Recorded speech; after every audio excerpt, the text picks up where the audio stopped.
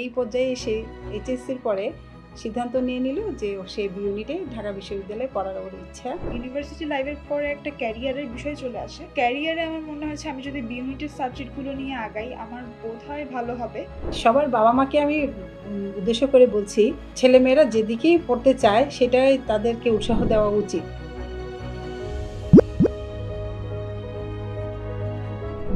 আমি সিঞ্জন বড়ুয়া। আমি এবার ঢাকা বিশ্ববিদ্যালয় বি ইউনিট পরীক্ষায় ৭৬তম হয়েছি সায়েন্স থেকে। সিঞ্জন, তোমার স্কুল কলেজ দুটারই ব্যাকগ্রাউন্ড ছিল সায়েন্স, কেন পরবর্তীতে এই বিভাগ পরিবর্তন বা বি ইউনিট তোমার টার্গেট হলো? আমার ভালো লাগতো সায়েন্স ওই সময়, এখনও ভালো লাগে, বাট আমার মনে হয়েছে আমি যদি যেহেতু ইউনিভার্সিটি লাইফের পরে একটা ক্যারিয়ারের বিষয় চলে আসে, তো ক্যারিয়ারে আমার মনে হয়েছে আমি যদি বি ইউনিটের সাবজেক্টগুলো নিয়ে আগাই আমার বোধহয় ভালো হবে। তো সেই ইন্টারেস্ট থেকে আমার মনে হলো যে ঠিক আছে, এবার একটা নতুন ডিরেকশনে যদি আমি যাই সেটা বোধহয় ভালো হবে। এরপরে আন্টির কাছে যাই।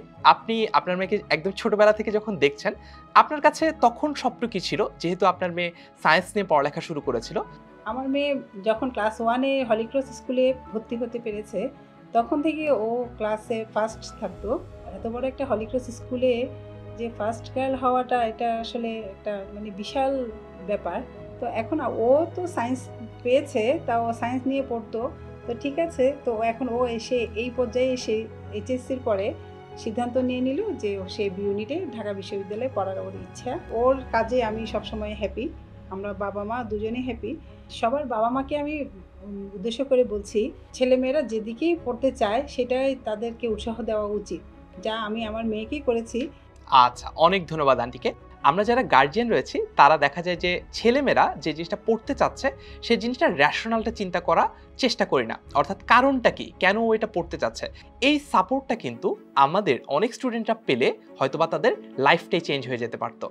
তারপর আমি আরেকটা কথা বলি, ও যখন এইচএসসি পরীক্ষা দিয়ে দিল তার আগে থেকে আমি বেশ কয়েকজনকে বলেছি আমার মেয়ের জন্য একটু ঢাকা ইউনিভার্সিটিতে পড়ে, এরকম সিনিয়র কেউ মানে যদি টিচার পাওয়া যায় আমি পড়াতাম।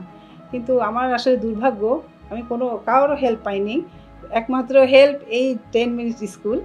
তো এটা সব কিছুই হয়েছে একমাত্র আপনাদের গাইডেন্সে, আপনাদের এই যে 10 মিনিটস স্কুলে যে আমার মেয়েকে ভর্তি করাতে পারলাম, বা ওখানে ওই আপনাদেরকে ফলো করে সে যে বাসায় পড়ালেখা করতো, এটা আমার জন্য অনেক কিছু, অনেক বড় পাওয়া।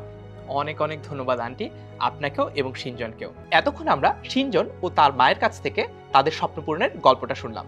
এরকম আরও স্বপ্ন জয়ের গল্প শুনতে 10 মিনিট স্কুলের সাথেই থাকুন।